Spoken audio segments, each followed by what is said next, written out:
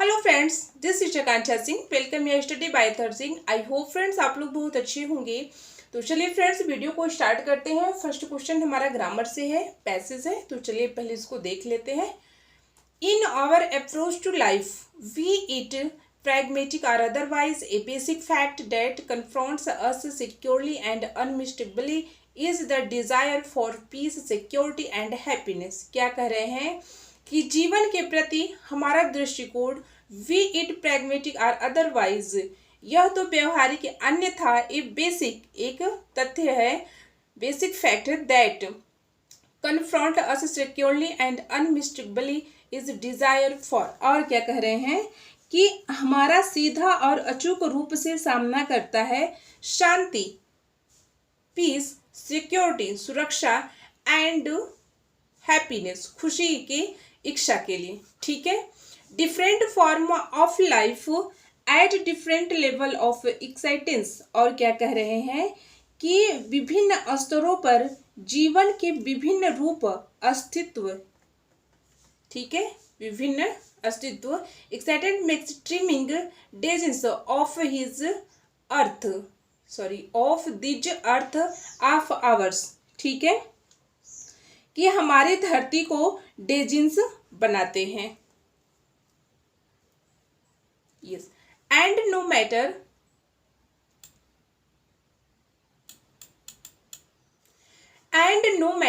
whether they belong to high group such as human being or to low group such as animals। क्या कह रहे हैं कि और उन्हें कोई फर्क नहीं पड़ता कि वे मानव जैसे उच्च समूहों से संबंधित है कि या नीचे समूहों के जैसे। ठीक है। Animals, yes, animals all bring primarily peace, comfort and security. सभी पशु और प्राणी मुख्य रूप से शांति चाहते हैं, आराम चाहते हैं और क्या चाहते हैं, सुरक्षा चाहते हैं। ठीक है, पीस चाहते हैं, आराम चाहते हैं और क्या चाहते हैं, सुरक्षा चाहते हैं। Life is as dear to a mute creature as it is not to a man. जीवन उतना भी प्रिय है, ठीक है, क्रिएटर के लिए भी जीवन उतना ही प्रिय है कि even the lowest insect is due to protection against dangers that threaten its life. ठीक है, कह रहे हैं कि जीवन उतना ही प्रिय है कि जैसा वह मनुष्य के लिए है। ठीक है, और भी सबसे छोटा कीड़ा जो होता है, जो यहाँ पे है देखिए, इंसेक्ट, जो सबसे छोटा कीड़ा होता है, for protection against dangers that threaten its life. कीट जो होता है वो भी अपने संरक्षण का क्या है, प्रयास करता है कि जो उसके जीवन खतरे में है तो वो भी अपने आप को बचाना चाहता है, वो भी अपने आप को सुरक्षित रखना चाहता है। Just as each one of us want to live and not to die. और क्या कह रहे हैं कि प्रत्येक रूप से हम में से सब लोग क्या जीना चाहते हैं।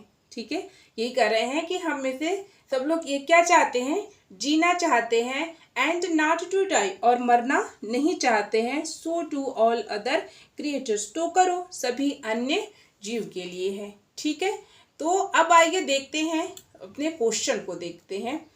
The author's mains point, yes, main points is that.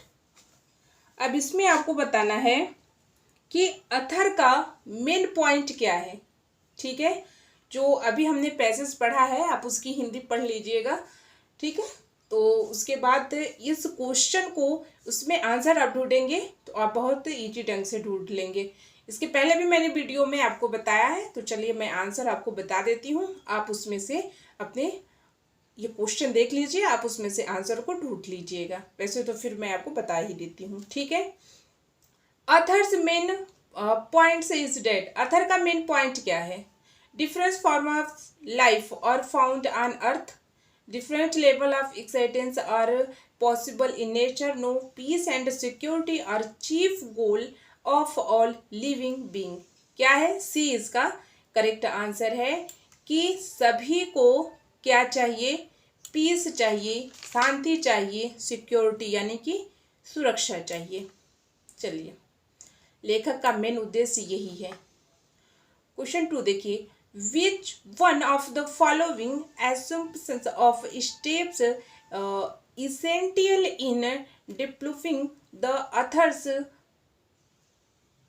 Position रहेगा। विच ऑफ द फॉलोइंग, क्या कह रहे हैं कि निम्नलिखित में से कौन सा चरणों की धारणा आवश्यक है। ठीक है, assumption of steps essential in developing of author position, कह रहे हैं कि लेखक की स्थिति का विकास है। निम्नलिखित में से कौन सा चरणों की धारणा आवश्यक है कि लेखक की स्थिति का विकास है। ठीक है, तो इसमें आप बताइए कि इसमें करेक्ट आंसर क्या है। All form of life have,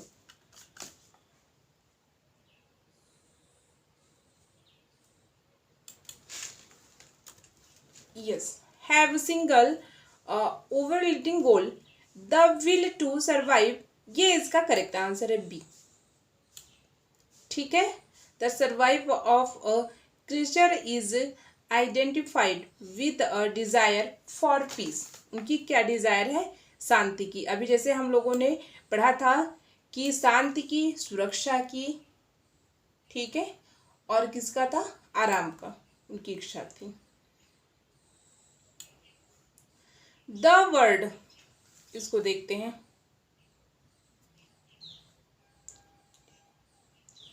देखिए, the word denizen in the passage implies, बताइए इसका क्या होगा? तात्पर्य है, मतलब डेनिजन से क्या तात्पर्य है? इसमें आंसर आपको बताना है, तो इसका आंसर होगा सी। इनहैबिटेंट्स मतलब निवासियों से तात्पर्य है। ठीक है, निवासियों से तात्पर्य है। The author presumes that animals are,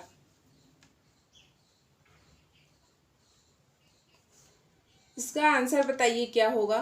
superior to human beings, inferior to human beings, की equal to human beings, all of the above, B इसका करेक्ट आंसर है। ठीक है, the author presume that animals are.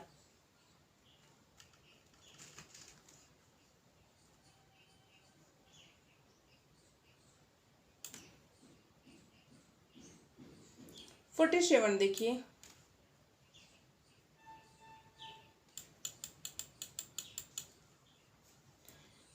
देखिए, there is in the apple, आपको बताना है इसका क्या होगा। देयर इज, अभी ये 4 ऑप्शन दिया है तो इसमें आपको भरना है। ठीक है, तो यहाँ पे क्या होगा बताइए। There is in the apple, तो क्या होगा? मार्स होगा, स्टोर्फ होगा, एनगिट होगा कि एपिटर होगा? तो इसका राइट होगा ए, कीड़े होते हैं। ठीक है, there is in apple, apple में क्या है? कीड़े हैं। 48 देखिए, the sun the fog disappeared, तो इसका करेक्ट आंसर होगा फ्रेंड्स बी, हैव। ठीक है,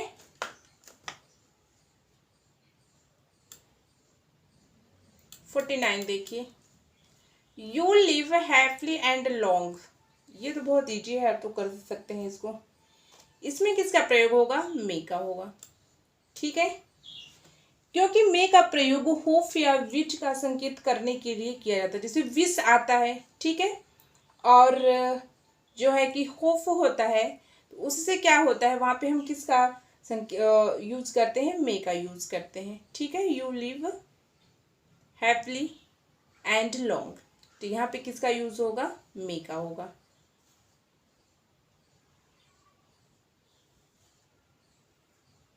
ठीक है, एक बार फिर सुन लीजिए कि मे का प्रयोग होप या विश का संकेत करने के लिए किया जाता है। ठीक है, यू लिव हैप्पीली, तुम क्या रहो, खुश रहो, एंड लॉन्ग, तो यहाँ पे किसका प्रयोग होगा, मे।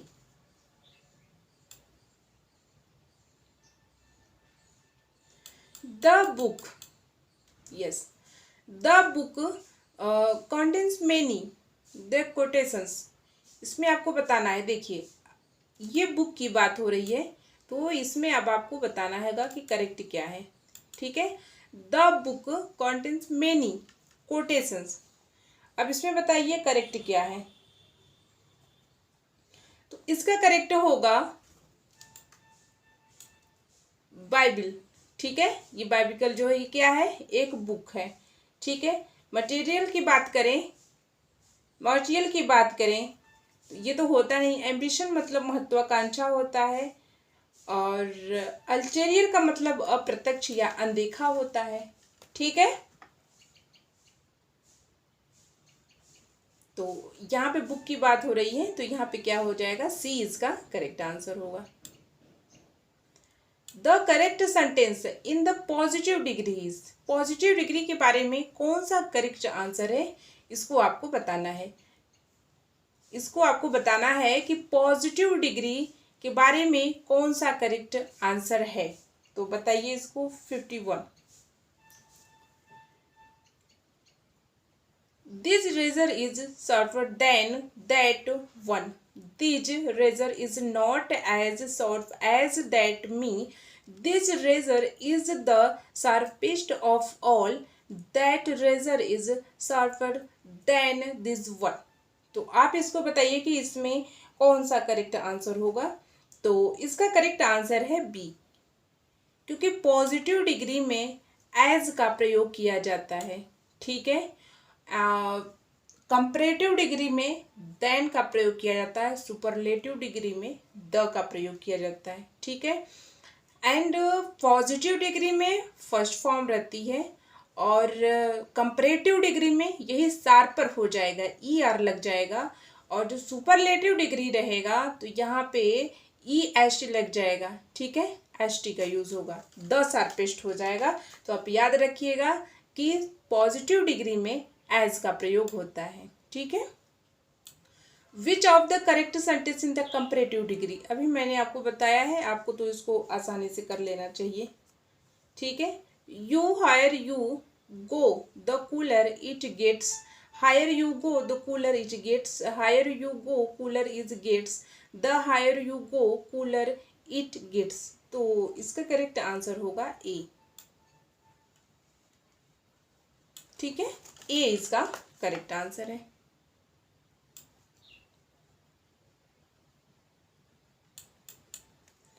Who does not like to be happy, इसको असर्टिव सेंटेंस में बनाना है। आप बताइए, ये देखिए who है ना, तो ये क्या है, ये इंट्रोगेटिव सेंटेंस है, तो आपको इसको असर्टिव सेंटेंस में बनाना है। तो आप इसको कैसे बनाएंगे, तो चलिए ऑप्शन देख लेते हैं पहले। तो everyone liked to be happy, everyone did not like to be happy, everyone does not like to be happy, everyone likes to be happy। अब चलिए इसको देख लेते हैं, who does not like to be happy। ठीक है, जब interrogative sentence में हु आता है तो असर्टिव सेंटेंस बनाते हैं, तो वहां पे हम किसका यूज करते हैं, एवरीवन का यूज करते हैं। ठीक है, तो ये सिंपल सेंटेंस में बनेगा, तो सिंपल सेंटेंस में बनेगा तो उसके वर्ब में हम लोग क्या लगाएंगे, यस या ईएस। ठीक है, और टू बी हैप्पी यानी कि करेक्ट आंसर क्या है, डी है। एक बार फिर सुनेंगे कि जब हु आता है इंट्रोगेटिव सेंटेंस में तो वहां पे हम लोग एवरीवन यूज करते हैं, और ये सिंपल सेंटेंस है। ठीक है, यानी कि प्रेजेंट सिंपल टेंस है, तो वर्ब में एस या ईएस लगा देंगे। ठीक है, और टू बी हैप्पी हो जाएगा, यानी कि राइट आंसर क्या है, डी। 54 देखिए, figure of speech, the figure of speech is O my love is like a red, yes like a red, red rose is, इसमें बताइए कौन सा फिगर ऑफ स्पीच है।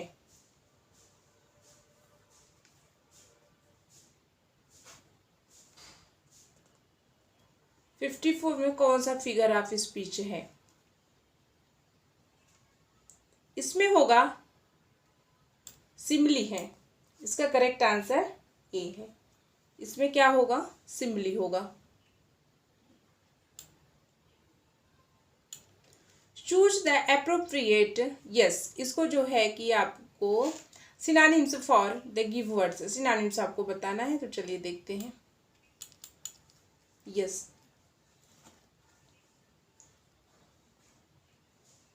चलिए देखते हैं।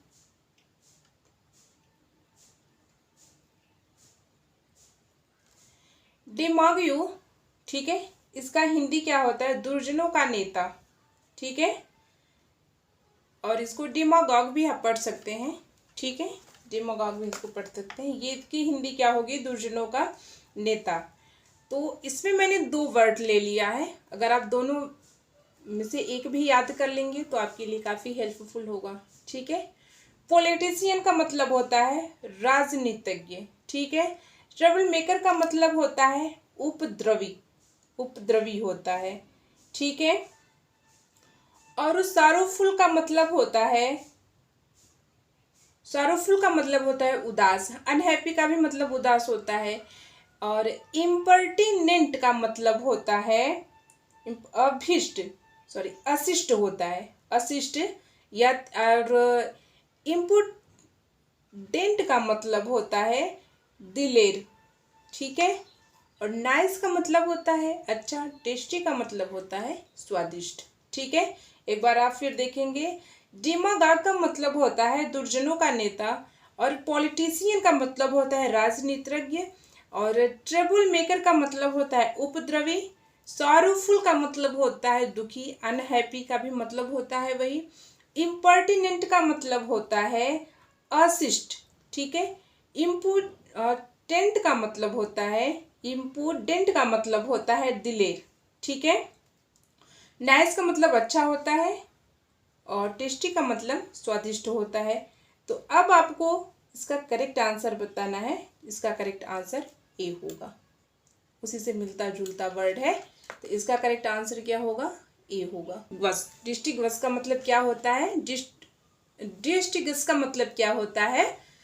एंड ए डिस्क्राइमिनेट का मतलब क्या होता है? अंतर, ठीक है। इसका करेक्ट आंसर क्या होगा? B.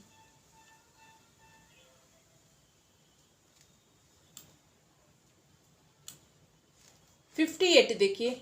Catherine Barkley is a character for Ernest Hemingway's famous novel, which one is it? ये आप बताइए। 58 का करेक्ट आंसर क्या होगा? कि Catherine Barkley is the character of Ernest Hemingway के फेमस नोवेल का एक कैरेक्टर है। तो किस फेमस नोवेल का है वो उसमें आपको करेक्ट आंसर बताना है। तो वो होगा सी, फेयरवेल टू आर्म्स का, ठीक है।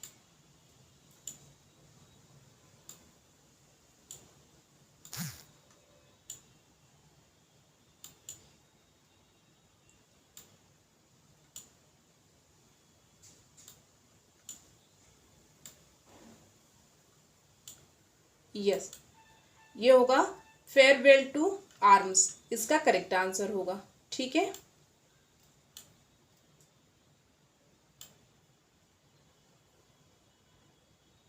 फिफ्टी 59 देखिए। What is the cause of mister Compson's death in the south and the fury? इसमें से आपको करेक्ट आंसर बताना है कि what is the mister Compson की जो डेथ हुई थी साउथ एंड फ्यूरिन में, मिस्टर कैंपसन की डेथ का क्या कारण था? ये आपको बताना था कि मतलब किस कारण से उनकी डेथ हुई थी। तो किसके कारण से हुई थी? अल्कोहलिज्म के कारण हुई थी, ठीक है। Which of the following poets की बाइबिल कहा जाता था? Which work of Hemingway was called Bible of lost generation? ये आपको बताना है कि हेमिंग्वे का कौन सा कार्य था कि लॉस्ट जनरेशन की बाइबिल कहा जाता था, ठीक है। लॉस्ट जनरेशन की बाइबिल कहा जाता था। लॉस्ट जनरेशन की हिंदी में मीनिंग क्या होगी? खोई हुई पीढ़ी, ठीक है। तो अब इसको करेक्ट आंसर क्या होगा, ए होगा। इसका करेक्ट आंसर ए होगा। 62 क्वेश्चन देखिए।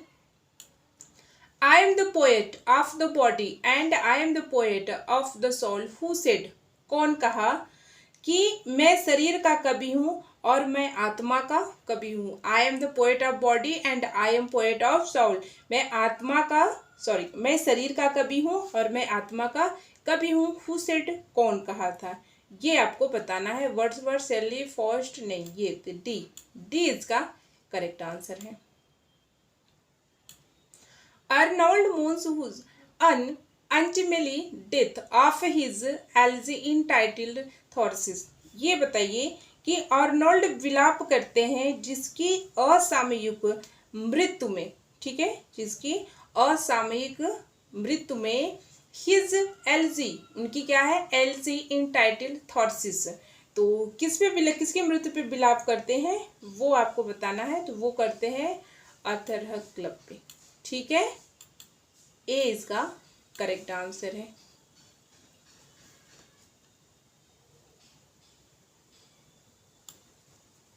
सिक्सटी 64 क्वेश्चन देखिए। Who wrote the poet the lady of Shalott, ये किसने लिखा है, कौन से पोएट ने लिखा है द लेडी ऑफ सैलॉट, कौन से पोएट ने लिखा है। 64 का करेक्ट आंसर बताइए, बी, टेनिसन साहब ने लिखा है। 65 क्वेश्चन देखिए। Who said romanticism and addition of strangeness to beauty, किसने रोमांटिकवाद को, यस, हु सेड, किसने कहा था, कौन कहा था कि रोमांटिकवाद एक अतिरिक्त है, सुंदरता के लिए अजीबो गरीब है, ये किसने कहा था। 65 का करेक्ट आंसर होगा डी, वाल्टर पेटर ने कहा था। The phrase sentimental melancholy is associated with, भावनात्मक उदासी के साथ जुड़ा हुआ है, तो आप इसका करेक्ट आंसर बताइए। थॉमस ग्रे जो है भावात्मक उदासी के साथ जुड़े हुए हैं। The phrase emotional psychology in fiction is associated with, इसका करेक्ट आंसर होगा ए, इसका करेक्ट आंसर ए है फ्रेंड्स।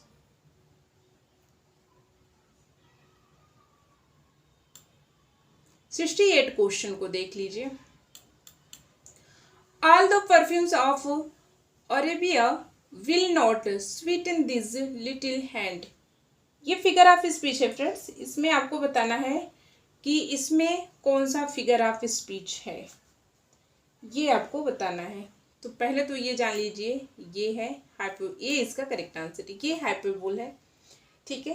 क्या ये आप बता सकते हैं, कमेंट करके जरूर बताइएगा कि ये किसका है, ठीक है, ये वर्ड के कौन कहा था। तो पहले इसको देख देते हैं। All the perfume of Arabia will not Sutton this little hand, कह रहे हैं कि जो अरेबिया का कृत है, जो सभी कृत है, ये छोटे हाथों को स्वीट यानी कि मीठा नहीं कर सकता है। ये वर्ड, ये तो अगर फिगर ऑफ स्पीच देखें तो ये तो हाइपरबोल है, क्योंकि इसमें बढ़ा चढ़ा के बातें कही जा रही हैं, ठीक है। और ये वर्ड कौन कहा था, इसको लेडी मैकबेथ ने कहा था, ठीक है, क्योंकि फ्रेंड्स लेडी मैकबेथ को ये महसूस हो रहा था कि दुनिया की कोई भी चीज उन्हें जो है कि इससे दूर नहीं कर सकती कि उन्होंने किंग डंकन का मौत नहीं किया है। मतलब दुनिया की कोई भी चीज़, चाहे परफ्यूम लगा लो, चाहे जो भी उनके हाथ से, तो लोग उनको ये लगता है, वो मान चुकी हैं कि मेरे हाथ क्या हैं, बहुत गंदे हो चुके हैं, कि अरेबिया के जितने भी परफ्यूम है उनको ला करके हाथ में लगा दो तो भी ये दाग धब्बे हटने वाले नहीं है, क्योंकि उनको ये पता हो गया है कि डंकन की मौत का वो कितना भी कुछ कर लें, दुनिया की कोई भी चीज़ उनके विवेक से किंग डंकन की मौत का दाग नहीं मिटा सकती है, ठीक है। तो ये क्या है, ये है हाइपरबोल।